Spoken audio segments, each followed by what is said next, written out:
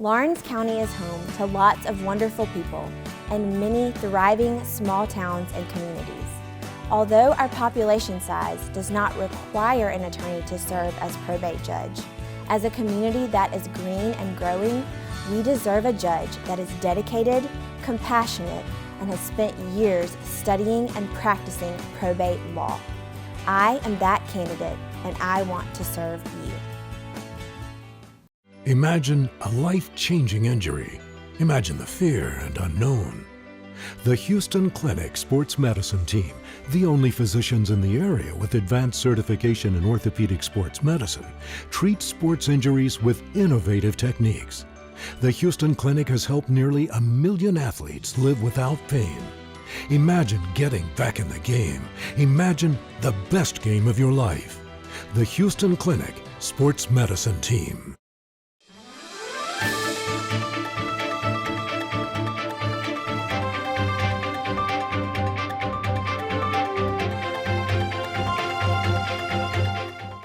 Welcome everybody. I'm glad to be here today at East Lawrence High School, home of the Falcons, and I have with me Dr. O.J. Hall. First of all, welcome. I know you're running around busy. I heard you on the intercom. I saw you run through, and I know you wear a lot of hats out here. How hard is it being a principal of a school? Challenging but fun. And I think what makes the job fun is the energy that you feed off of and get from the kids and the teachers and the community. You know, that makes the day. I'm fortunate, you know. We have great kids and we have great community support and we have great teachers. And I always try not to go without saying this. The only reason I have great kids is because of the great parents from the community that send us great kids.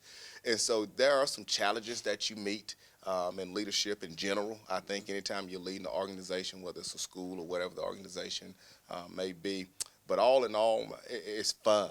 You know, sometimes you have to make tough and challenging decisions as you shape young people to become young, productive citizens. But at the same time, you know, it's one of those things that you understand that you may not get instant gratification for, because it's those decisions that the kids normally don't like at the time, and I didn't either at that age, but it's also the same decisions that when you've been in it long enough to see them 4 or 5 years later, they tell you how that decision impacted their life for the better. And so that's where you find your joy. So I guess it would kind of be like delayed gratification sometimes. Yeah. But the energy the kids bring and that they come with excitement as you see them peek into their future, as you get the chance to see them develop. And that's been fun for me. I think that has made it more fun than probably most principals have. Yeah. Is I've done what you would kind of classify as looping with a portion of this group, because I was their principal in middle school. The seniors in the building, I was their principal their 8th grade year, and everybody up under them, I've been their principal since middle school.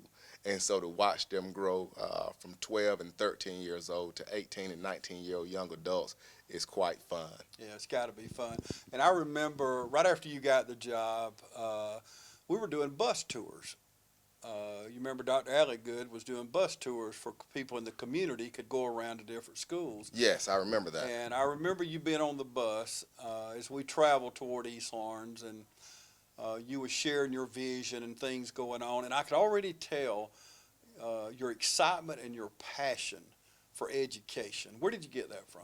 I think it's deeply rooted in my family. My sister Jackie has been teaching for over 24 years, I think. I have several cousins that are school counselors in other districts and principals in other districts. And my mom and dad were not educators, but they always instilled the love for education in me. And I've never regretted a day of it. If I had to go back to 18 years old and choose a major all over again, it would be teaching all over again, because it's an opportunity to pour into the future and help develop and mold the future, but it also continues to grow myself and you as a person, because you have to be a lifelong learner to be successful with these kids and as things change today. So it keeps me on my feet, as they often say, it keeps you young, because I have to keep up with what they're doing to make sure that I'm engaged and involved. And I've just always believed that education has the big opportunity to be what I classify as the great equalizer, if used correct, because if you're from an okay situation, you need to be intelligent and educational in whatever format that is. It doesn't have to be college, but whatever format that is, whether it's a hard worker, soft skills, knowing how to say good morning, good afternoon, going in the military, going to trade school, going to college, whatever it is. I think if you come from an okay situation, you still need that to remain okay. And if you're not from an okay situation, it gives you the opportunity to be okay. And so that's why I've always valued education. That's why I find so much joy in it. But just kind of where I gained that passion from, as I stated, my mom and dad instilled it in me at an early age. I have an older sister that's a teacher, and as I stated, cousins that are counselors, principals, professors at university. So it's kind of a strong lineage of education. My wife is a teacher, so education is a big deal in my family, and we love it, and all of us are passionate about it. What would you say to a young couple watching us right now that has small children? Maybe they hadn't started school yet. What can they do at an early age during that early childhood development to make sure that they're successful later on once they get in the school system? That's a good question, because being an educator and being a parent are both important, but they're different. Yeah. And so I've only been on the parent side of it. My little girl is 4 years old, and she's at pre-K. And so I kind of got a story with this. And I remember coming, I was assistant principal at West High and working with Mr. Garnto, and both of his kids are great kids and brilliant. And I remember asking him back then, I didn't have any kids at the time, and I, jokingly asked, I said, what is the trick? What's the magic to producing top tier students like that? And I worked with Mr. Gay and Dr. Kemp at the time, and all of them kids were coming through, all of them great kids and brilliant, and we would talk about things like that. And I didn't have any kids, but I would hear all of them, and even Mr. Garnto told me, he said, you start reading to them even before they enter the world.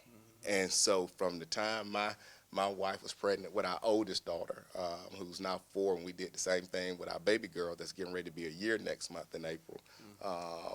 We read to them, and we read to them even before they entered the world. So what I would tell any parent to try to get their child off to a great start and a great solid foundation to build upon in education is reading is fundamental. And I know that's cliché, but it's also true.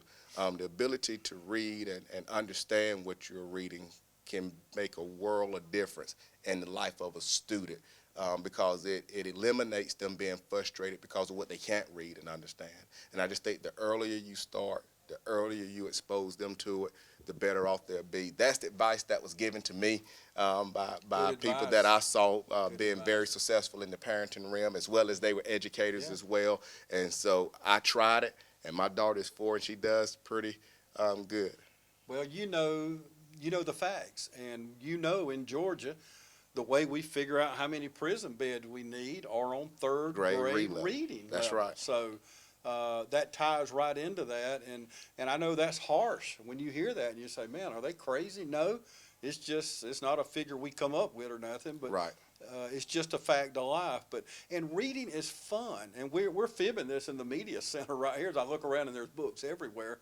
And in this day of computers and television everywhere and 500 channels, there's something to be said about backing up and pulling that book out. And I know this morning, and I read every year for over at the primary school and different schools in the county, and I know you read this morning.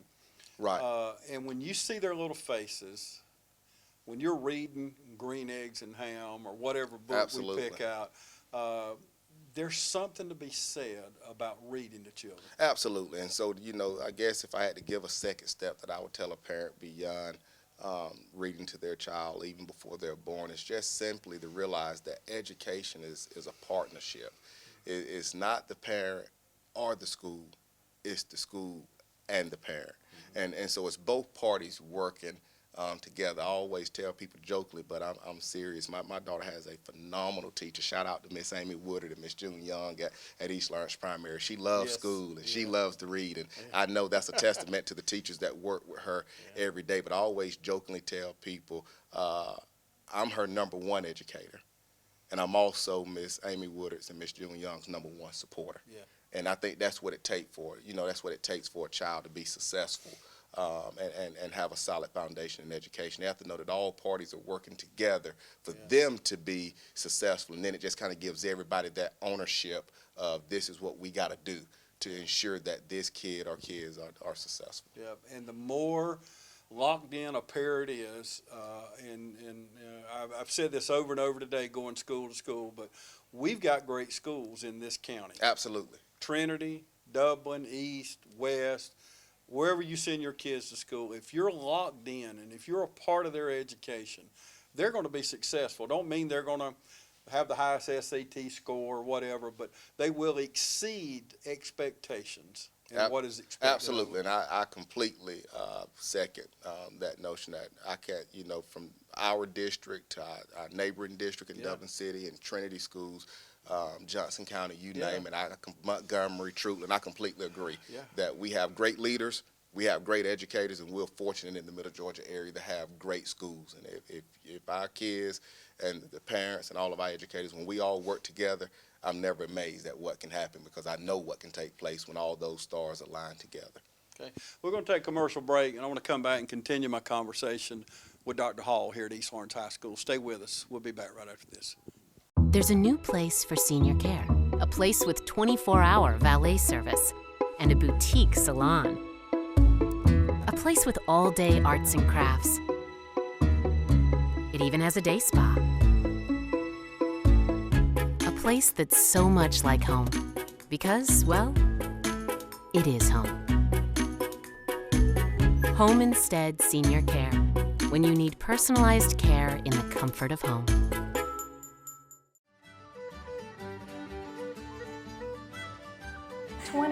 St. Patrick's Festival. I can't believe it's 2020. It seems like just yesterday my children were small and were in the parades and the pageants. I know, where's time gone? My kids were little and we used to celebrate, come to the leprechaun contest, go to the parade, just enjoy the day with family. I've got grandchildren now and I'm really looking forward to having fun with them. Our community is so wonderful, has so much to offer. We have so many events year-round. We would love to have you a part of our community. Whether you need a large home for a large family, Small home, downsizing. give us a call. We'd love to help you find the perfect home in the perfect community. I'm Jody Tanner. I'm Pam Tillery.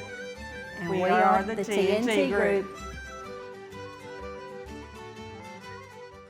Welcome back, everybody. Continue my conversation with Dr. Hall here at East Lawrence High School. Been the principal for how long? At the high school, 4 years, but I had years. 1 year of doing the middle school only, and then I had 2 years of doing the middle and high together, and now I'm in my second year of high school only. So 4 years at East High and 5 years of principalship total here on the East Side. Okay, we talked about how fun and the passion, but what's the hardest part of being principal? The hardest part of being principal is probably what I used to hear my daddy say right before he got ready to whoop me. I had, you have to be careful in today's time, but to get ready to love on me and not spare the rod. And he didn't have to do it often because I learned at an early age. But I used to hear my parents say, and I would hear other parents say that this is going to hurt me more than it's going to hurt you. And I couldn't understand that. But the toughest part of my job is when I have to make decisions. That's the best decision for the 680 students I got in the building.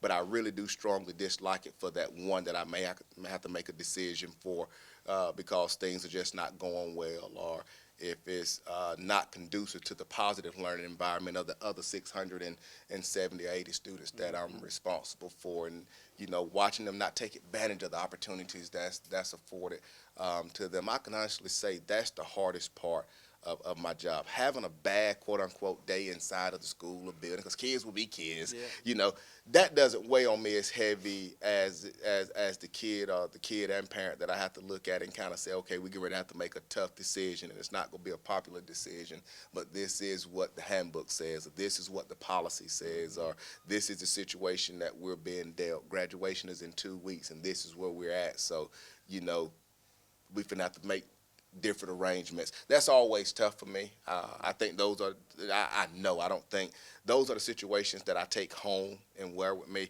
because I guess I'm not the type that's just glad to be done with handling. That's not who I am. That's not why I got an education. And so when you have to make those decisions, It's not just a job for me. It's typically personal. And like I said, I think it's been a little bit more here because I've been with, I call them babies, but I've been with them since middle school. Yeah. And so They are your babies. that's right. And so when I'm having to make a decision upon them at 17, 18, and 19-year-olds as young adults, it's hard for me to separate knowing them from a child, because since I've been with them since middle school, I have known them and most of them families since that time as well. So that's the hardest part of my job, is seeing a kid make a decision, putting me in a situation to have to make a decision for them that I have no doubt that 5 years from now they're going to regret, but they just cannot see it right now. The good news is we don't have many situations like that, but we do have some, and that's probably the hardest part of my job. Making tough decisions can be challenging, and having a bad day inside the building can be challenging, but the toughest part of my job is what I just said, and that is seeing a kid not reach their full potential. Yeah. Okay, we talked a minute ago about parents that have young kids, what they need to do, what's important before they start to school. Now, you've been a middle school principal, so let's talk to parents that have middle school kids right now. 7th, 8th grade, and they're approaching those high school years. What do they need to do as parents to make sure that that 7th or 8th grader is successful in high school? Contrary to popular belief, keep doing what you've been doing if you were strongly engaged at the elementary levels and primary levels, despite whether or not they show it or ask for it. The 13-year-old to 15-year-old needs the same amount of parental engagement as the kindergartner through 5th grade. They might not want it. They may not want it. In fact, sometimes they need it more because the older we get, we're exposed to more. And the more we're exposed to, the more opportunities for us to get distracted. So that's probably when we need it the most, because sometimes that genuine love that my little girl has right now for school tends to wear off. At least it did for me. I know when I got older. And so if anything, that's sometimes where parent engagement is needed the most, because when they hit middle school, these young adults are juggling being a part of organizations. They're juggling being a part of sports teams, and they still got this advanced academic workload to take care of when they get home, and they still need somebody checking up on them, making sure that they are getting it done, because they're also older and wiser, and I love them, but sometimes their wisdom allows them not to necessarily volunteer to show that report card if they know that mama and daddy are not going to be pleased with what's on it. And so with that being said, what I would encourage any parent is don't fall back on the engagement piece as the kid gets older. Actually become more engaged, because that's a lot of times when our kids need it the most, because they're facing difficult decisions, and they're going to draw from various people to help make those decisions. And as the parent, you definitely want to be a major part of that influence community that's helping make that decision with them. Okay, we just talked to the parent. Let's talk to the student, the middle school student. What's going to happen when that middle school student gets to 9th grade and they're like, oh, wow, what is this? Talk to that kid. How can they prepare themselves? Because they're going to go from being big man on campus to the little man on campus. I would just simply say being responsible, but also knowing where all of your help is located in the building and all of the help that's available. You know, high school can be a big world, and the bigger the school, the bigger the world as we transition from middle school to high school. But I would just encourage them to build a positive relationship with your school counselor. Get to know the administrative assistants and the school secretaries and the custodians and even your teachers. Form that relationship, because it gives you somebody that you trust and they trust you. And when you got a question about something, you feel comfortable asking and you can get an answer, instead of trying to feel like you got to figure it out on your own and then making the wrong decision. So I would just say responsibility, because it is high school. And so, you know, part of high school is not, I always tell people, part of high school is not just to prepare them for ABCs and 1, 2, 3s, but it's also to teach them the soft skills and to make them and groom them into becoming a responsible adult citizen.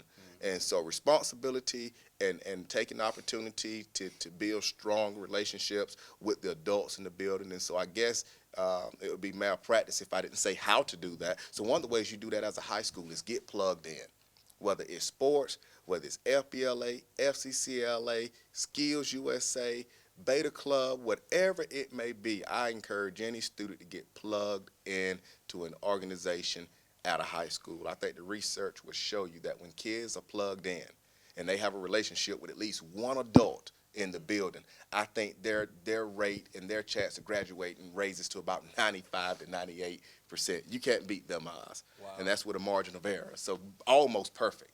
But very seldom, and I've been in education 14 years total, and leadership a total of eight or nine if you count my assistant principal years, and very seldom have I seen a kid, even if they struggle a little bit, very seldom have I seen a kid that's part of some of our athletic programs or some of those organizations that I just called out that doesn't walk across that stage and get a high school diploma. I'm glad you mentioned custodians. Not just East Lawrence, but when I walk in East Lawrence High School, this school is immaculate. Those men and women do an extraordinary job. And not only that, I want you to comment on that, but second thing is I watch the interaction when I see Mr. Tyson talking to kids and encouraging kids when I'm out here so many times. That is a wonderful thing to have. Everybody's bought in on the same message. Well, you're right, and I think that's part of who we are, and that's part of our culture. And so one of the things that I kind of believe firmly in, and this is one of my favorite lines from a movie, and I do believe that attitude oftentimes, sometimes there's that margin of error, but I do oftentimes believe that attitude is a reflection of leadership. And I don't take that responsibility lightly. And so my students see me interacting with, whether it be the custodians or the cafeteria staff. You know, I don't care who I walk by. It's That's good right. morning, Yeah. good afternoon, how you doing, how was your weekend? They see me assisting and making sure, you know, if you see a piece of trash on the floor, it's not just their job. No. You're not above reaching down, picking it up. And so I think when they see that, they model that. And so I strongly believe attitude is a reflection of leadership, and that's one of the things that we take pride in here at East Lawrence High School, is that nobody is a part from the team, but everybody is part of the team. And that, I just think that's critical, because that's those life skills that we talk about, you know, and that is, you know, we're all working together for a common cause, and that's for you as the kid to be successful and have a good day. Do y'all teach soft skills? Soft skills is embedded in our curriculum.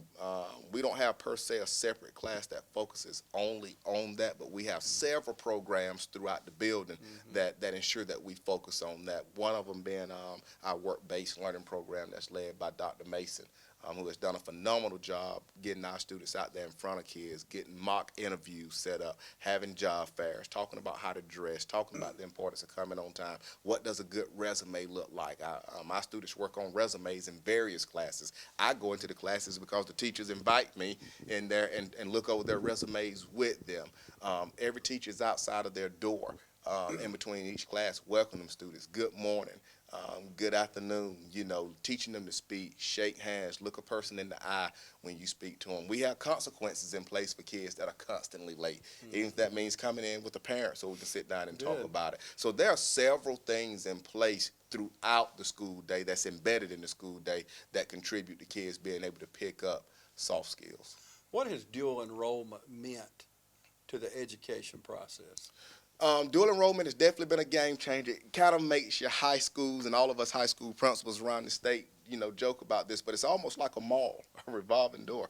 I got kids coming in and out at all times of the day. You either walk in the atrium area right before a particular lunch and see a bunch of them out there in the atrium doing what they're supposed to, with books in their hands, studying. They're in here with Miss Melvin in the media center, and it's because they're dual enrollment. So their first class may not be the third block, or it may be second block. And so we got dual enrollment mixed in with work-based learning. And so it's constantly, kids are coming and going. That's supposed to be coming and going on a regular basis. But it's also fun to watch because you see what education has evolved into, and you see the opportunities that it's providing kids to get before they ever leave the K-12 public education institution. So it creates challenges sometimes in the scheduling, depending on how small or large your school is. For example, you may see a decrease in AP course offerings, but at the same time, you see a kid walking away with college credits, with the college experience at no cost to them or the parent. That's wonderful. And so it's wonderful. It is. And so It's not, I was listening to you describe that, you know, 43 years ago when I graduated, we got to school at 8 and we left at whatever time we left. right. And you just described I guess, organized chaos is It what is. it sounds like. It's organized chaos that's in the best interest of every kid that walks through this door. And so it's organized of a chaotic scene as it may be, and it's even more chaotic than that when you're trying to schedule it, but we love it. And Miss Brantley does a phenomenal job making sure that these kids' needs are met and that they get what they need, and that's our school counselor, Miss Brantley. But we have to make changes. We have to be flexible.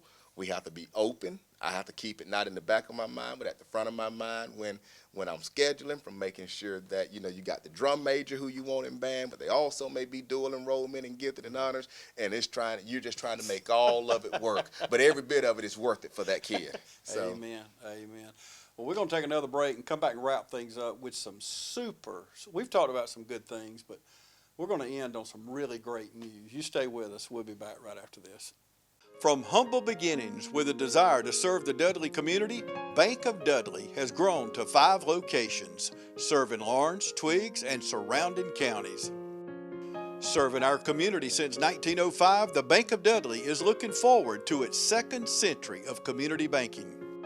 Drop in today to any of our 5 locations: Jeffersonville, Dudley, East Dublin, Veterans Boulevard, and downtown Dublin. Bank of Dudley, member FDIC, and an equal housing lender. Portions of this program are brought to you by CurePoint Cancer Treatment, 2406 Bellevue Road in Dublin. At CurePoint Cancer Treatment, we're bringing you state-of-the-art cancer treatment right here at home. CurePoint Cancer Treatment. Check us out on Facebook. Welcome back, everybody. Dr. Hall, we had a tie. McCain Bracewell and Siness Moon tied on the SAT, so we've got 2-star students.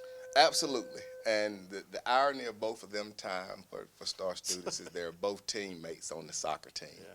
And like I stated earlier, I've been with both of them since 8th grade. And so when Ms. Brantley called and informed me that we had a tie, my first question was, well, what's next? What's the tiebreaker? What do we go to? And so we went back and we read the rules for star student, and upon rereading those rules, what we figured out is, even though there used to be a procedure that did not allow a tie, now they tied. Everything that fell in the category was a tie. And so I was excited for both of them because I know they're 2 girls that love each other. They both compete together and play soccer together, and they've been doing that since middle school. So it was fun to watch both of them be recognized and honored as the star students of East Lawrence High School, which also gave us the opportunity to have 2-star teachers. Oh, I know. And Coach Coley and Miss Clardy, who are 2 wonderful educators that have invested a lot in our students here in East Dublin. So I was proud for all parties involved: Coach Coley, Miss Clardy, Siness Moon, as well as McCain Bracewell. What great news. And I was talking to the coach and Miss Clardy, and when they heard it on the intercom, it was like a tie, and they both got to be star teachers. So I think it's really, really good. And all across, we talked about all our schools earlier, but each student that I've interviewed, we ought to be proud of, and I know you are, being an educator like you are, but all these kids, no matter where they went to school, to excel in that manner, to score what they did on the SAT. Now, Siness stands out to me, Dr. Hall, because she didn't study. Now, that's phenomenal. She didn't study and ties for top honors. Siness, she's a character. She's fun. I love her. Siness has a lot of talent, and she knows it. I'm just being honest. I'm not telling you anything and I didn't hear her interview. I'll have to watch it when I go back and see it played on television. So she probably told you the same thing. But Siness has a lot of talent, and she has a ton of potential, and she knows it. And so sometimes she uses that to her advantage because she knows that she's still going to come out fine. But at the end of the day, she does work hard despite what she tells you, and she goes the extra mile to be successful, and the sky's the limit for her. I always, joking. There's going to come a time where she knows that she won't be able to just depend on the natural part of it alone, so far as the talent and intelligence. But she's a wonderful student. She's a kind student, and I strongly believe, and I tell my students this: those characteristics, like being humble and kind and sweet, like she is, when you match that with intelligence, the sky is the limit, because I definitely think you got to have those skills as well. And McCain is no different. I've been with her since 8th grade. Both of them are heck of soccer players. They won just a couple region championships. only 5. In a row. And so they've been successful athletically as well as in the classroom, but also in the community. They are the epitome of what we want people to think of when we think of East Lawrence High School. We've struggled in some areas. We've had some rough years in football and some other things, but to have 5 years in a row to be region champions, that says a lot about the soccer program. It says a lot about Robo, Coach Robertson, and what he has brought to the table when he came from Dublin High School. But he has, you're talking about exceeding expectations. And we've got girls that have went on to play at colleges, playing soccer, and advancing and being able to get scholarships to college, save their parents tens of thousands of dollars, all from the soccer program at East Lawrence High School. Absolutely. My first year's principal, we played in a state championship, and so how cool was that? Yeah. Thanks to those ladies and Coach Robo and his staff. But he places a lot of time into those young ladies. But I think what makes that team and that program, because that's what it is. It's not just a team, it's a program. I think what makes that program so successful, from what I've observed, is he doesn't just pour into those young ladies on the soccer end. He also pours into them just as much on the character end. Yes. If you look on our social media pages and all across Facebook and Instagrams, those young ladies are out at the nursing homes, attending church services together. He makes them understand that soccer is very important. But to be successful at it, you got to be a better person. And so when you combine those two together, I think the 5P in and of itself gives you what the result has the potential to look like when you take athletic ability, you take intelligence, and then you combine that with character and good morals. You can win 5 region championships, and he's instilled that in those young ladies, and with the assistance and partnership with their parents as well. I think a lot is to be said to their parents for sending us young ladies like that, and Coach Robinson and Coach Robo is definitely taking advantage of that opportunity and poured into them even more to allow them to be successful. Well, there's some great things going on at East Lawrence, and we've got greater things in the future for these kids, and I appreciate you sitting down with me. I know the people in and out needing you, and you got stuff to do, but it's hard to tie you down for a 30-minute interview. But thank you, first of all, for sitting down with me. Thank you. I really appreciate you. Thank you, and thank TV35 for always being willing to highlight all the successes that are going on in our educational community in the Lawrence County area. I think I speak probably for most of the administrators when I say this. We're grateful for that, and we're thankful for that. Well, thank you, Dr. Hall, and we appreciate Dr. Hall talking to us today. We're proud of these students. We're proud of our educators. And if you've been watching the show, you've heard Dr. Hall. He may be principal at East Lawrence, but we love this community and we support our schools, not only in Lawrence County, but you mentioned earlier, Treutlen and Johnson, Montgomery, and all around Twiggs County. We support our kids. We love our kids, and we're pulling for you. We appreciate you joining us today, and if you see these kids, stop them wherever they are, at Kroger or Walmart or wherever. Absolutely. And tell them you're proud of them, because we're proud of them. And I know you're sitting at home. I see you right now nodding your head to the affirmative right there. So thank you so much for joining us today right here on TV35. Thank you.